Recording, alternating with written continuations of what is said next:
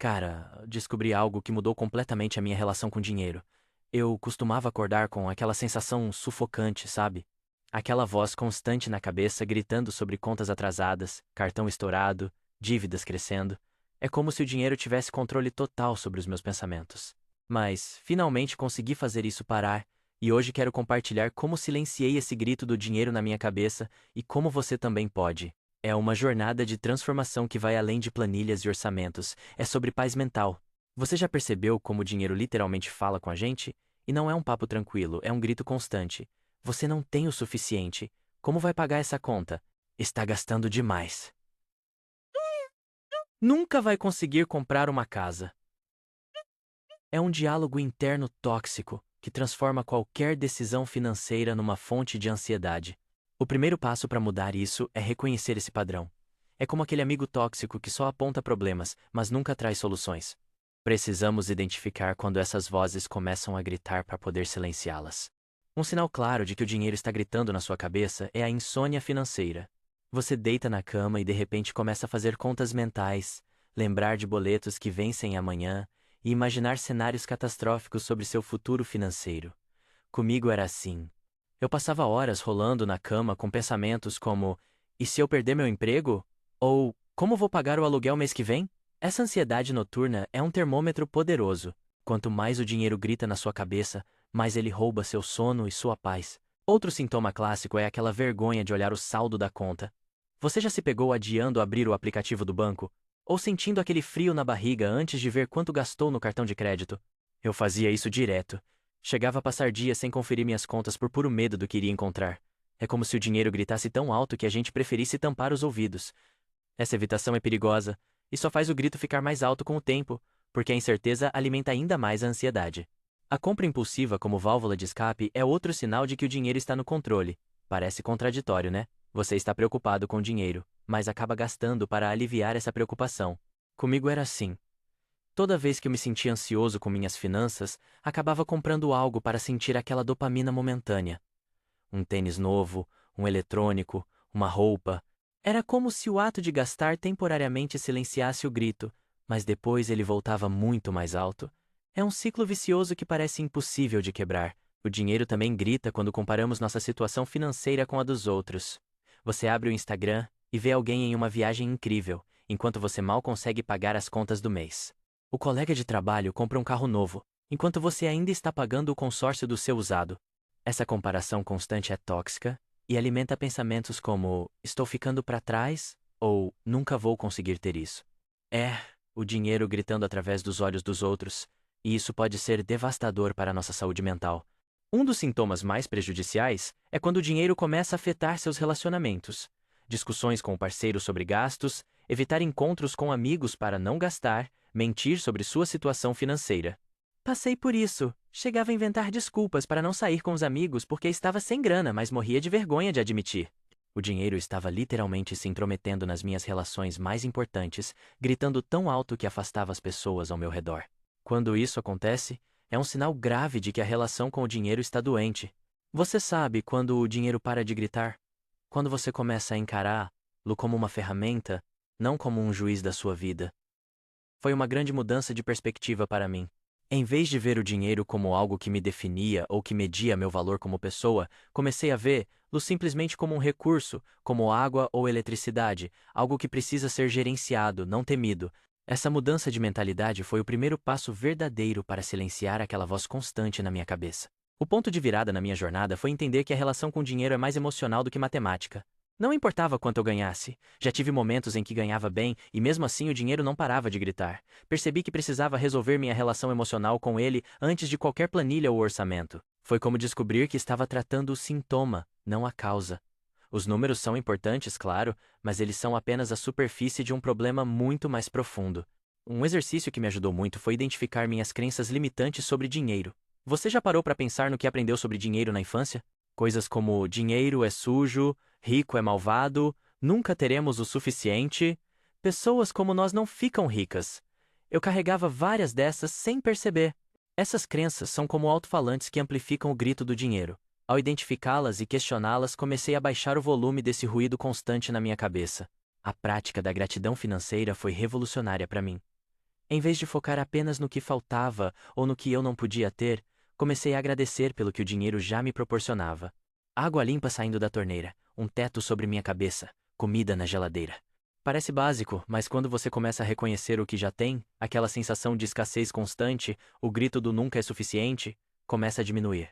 É como ajustar o foco de uma câmera para ver a abundância que já existe na sua vida. Outra descoberta importante foi separar minha identidade do meu patrimônio. Você é muito mais que seu saldo bancário, ou seu carro, ou sua casa. Parece óbvio quando falamos assim. Mas quantas vezes nos sentimos menos por não termos certas posses? Eu me senti um fracasso completo quando vi a minha conta no vermelho, como se aquele número negativo definisse meu valor como pessoa.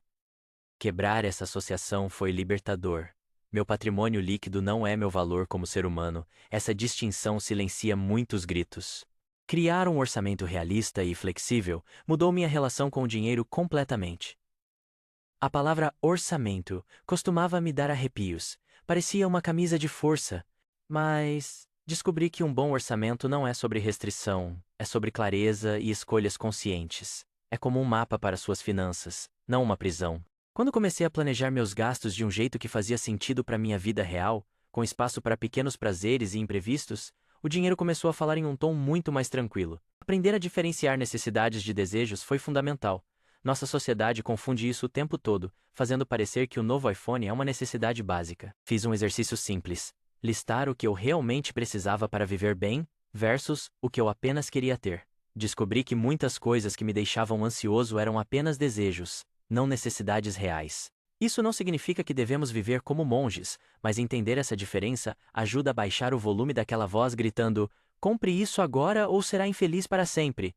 O hábito de checar minhas contas regularmente, em vez de evitá-las, foi um divisor de águas. Parece contraditório, mas quanto mais eu fugia de olhar para minhas finanças, mais alto o dinheiro gritava na minha cabeça. A incerteza alimentava monstros imaginários. Quando comecei a reservar 15 minutos toda semana para revisar minha situação financeira, sem julgamento, apenas observando os números, aquela névoa de ansiedade começou a se dissipar. O desconhecido é muito mais assustador que a realidade, por pior que ela seja. A criação de um fundo de emergência foi como instalar um silenciador nos gritos do dinheiro. Comecei pequeno, guardando o que podia, às vezes apenas R$ 50 por mês. O objetivo era juntar o equivalente a 3 meses de despesas básicas. Demorou? Mas cada depósito diminuía um pouco a ansiedade. Ter esse colchão financeiro significava que eu podia dormir melhor à noite sem aquele medo constante de "e se algo der errado amanhã?". É incrível como uma pequena reserva pode trazer tanta paz mental. Entendi que precisava mudar meu círculo social e os conteúdos que consumia. Estava sempre rodeado de pessoas com hábitos financeiros ruins e seguindo influenciadores que promoviam um estilo de vida impossível. Comecei a buscar amizades com pessoas que tinham uma relação saudável com o dinheiro e a seguir criadores de conteúdo que falavam sobre finanças de forma realista e positiva. Nosso ambiente tem um impacto enorme em como o dinheiro fala conosco. Escolha bem quem influencia essa conversa. A prática da atenção plena, mindfulness, me ajudou a identificar quando o dinheiro começava a gritar. Passei a anotar os gatilhos, navegar em sites de compras quando estava ansioso, comparar minha vida com a dos outros nas redes sociais, pensar em futuras catástrofes financeiras. Quando percebia esses padrões, parava, respirava e me perguntava: isso é real ou estou criando um problema que não existe?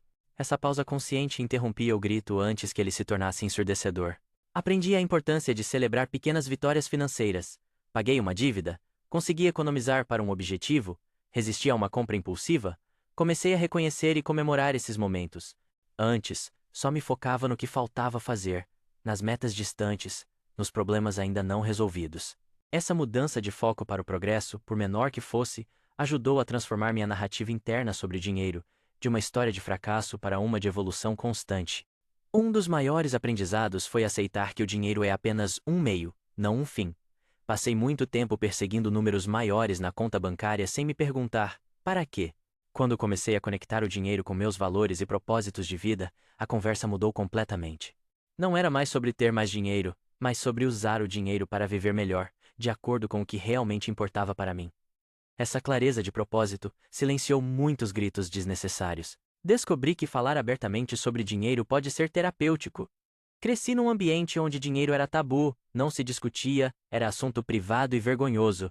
Quando comecei a conversar sobre minhas dificuldades financeiras com pessoas de confiança, percebi que não estava sozinho. Quase todo mundo tem alguma insegurança ou dificuldade com dinheiro. Quebrar esse silêncio me ajudou a normalizar meus desafios e aprender com as experiências dos outros. O dinheiro grita menos quando não estamos lidando com ele sozinhos. A leitura e educação financeira constante mudaram minha perspectiva. Não aqueles conteúdos que prometem enriquecimento rápido, mas livros e cursos que explicam os fundamentos de forma clara e realista. Quanto mais eu entendia sobre como o dinheiro realmente funciona, menos poder ele tinha sobre mim. O conhecimento trouxe confiança, e a confiança diminuiu o medo. É como aprender a nadar, a água deixa de ser ameaçadora quando você sabe como se movimentar nela. Aprendi a valorizar experiências acima de posses. Nosso cérebro se adapta rapidamente a novos bens materiais. Aquele celular novo que tanto desejamos perde a graça em algumas semanas. Mas as experiências, especialmente aquelas compartilhadas com pessoas queridas, têm um retorno de felicidade muito maior e duradouro. Ao redirecionar meus gastos para experiências significativas em vez de acumular coisas, a voz do preciso ter mais foi ficando cada vez mais fraca. Criar sistemas automáticos para minhas finanças reduziu drasticamente a carga mental. Configurei transferências automáticas para poupança, pagamentos recorrentes para contas fixas, alertas para vencimentos. Quanto menos eu precisava pensar ativamente no gerenciamento diário do dinheiro, menos espaço ele ocupava na minha mente. Era como ter um assistente silencioso cuidando das tarefas chatas, enquanto eu podia focar minha energia em coisas mais importantes e prazerosas. Estabelecer limites claros para decisões financeiras eliminou muita ansiedade. Por exemplo, definir um valor máximo para compras impulsivas sem culpa. Qualquer coisa acima desse valor exigia 48 horas de reflexão, ou determinar uma porcentagem da renda que poderia ir para lazer sem remorso. Esses limites claros funcionavam como regras do jogo, tornando as decisões financeiras menos estressantes. Quando as regras estão estabelecidas, o dinheiro para de gritar pedindo sua atenção a todo momento. Compreendi que precisava ter uma definição pessoal de suficiente. Em uma cultura que sempre nos empurra para querer mais, definir o que é o bastante para mim foi revolucionário. Quanto de dinheiro eu realmente preciso para viver bem? Qual nível de conforto me satisfaz? Quais são meus verdadeiros objetivos financeiros? Responder essas perguntas me ajudou a parar de perseguir alvos em movimento e encontrar contentamento no presente, mesmo enquanto trabalho para melhorar meu futuro. A prática da generosidade teve um efeito inesperado na minha relação com o dinheiro. Mesmo quando eu tinha pouco, comecei a separar pequenas quantias para ajudar outras pessoas ou causas. Isso criou uma mentalidade de abundância em vez de escassez. Quando você consegue dar, mesmo que seja pouco, você envia uma mensagem poderosa para seu cérebro: eu tenho o suficiente para compartilhar.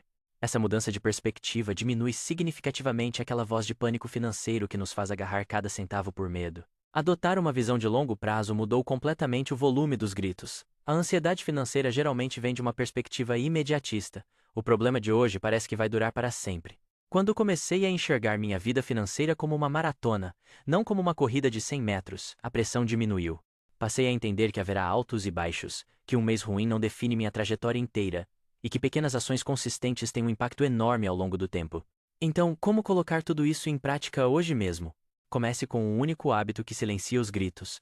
Pode ser dedicar 10 minutos por dia para a educação financeira, configurar uma transferência automática de apenas 1% do seu salário para a poupança, ou simplesmente fazer um exercício de gratidão pelo que o dinheiro já proporciona na sua vida. O segredo não é uma transformação radical de uma vez, mas pequenos passos consistentes que, com o tempo, mudam completamente o diálogo interno que você tem com seu dinheiro. Não estou dizendo que nunca mais vou ouvir o dinheiro gritar. Às vezes ele ainda fala alto, especialmente em momentos de crise ou grandes mudanças. A diferença é que agora tenho ferramentas para baixar o volume e não deixar que esse grito controle minha vida. O objetivo não é nunca mais se preocupar com dinheiro, mas sim transformar essa relação tóxica em uma conversa saudável e produtiva. É possível viver em paz com suas finanças, mesmo sem ter milhões na conta. Acredite, o silêncio mental que vem quando o dinheiro para de gritar na sua cabeça é um dos tesouros mais valiosos que podemos conquistar. Se você gostou e se identificou com alguma parte, não esquece de deixar seu like, se inscrever no canal e comentar aqui qual ideia fez mais sentido para você. Te vejo no próximo vídeo.